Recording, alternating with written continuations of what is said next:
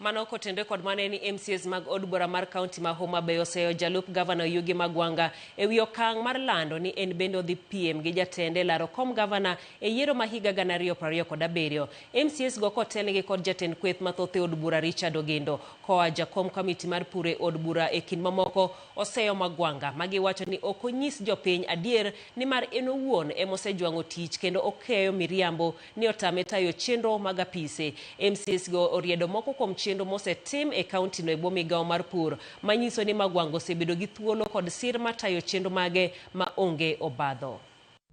En wich kuot ahinya ka a person of status mar Honorable Magwanga nyalo riambo ok en gima ni kare. Homabay ka e sirikand Nyawang'aya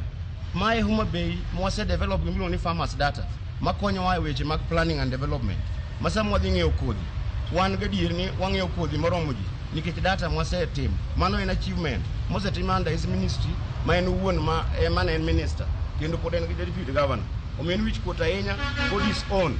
gik ma en wuon osetim. And wan wadwa tiyo tije ke chik kichamo pesa dwe mar 9 wadwaro equivalent amount ichamo pesa dwe mar 10 wadwa joma mi pesa midhigo campaign migoriko gi governor go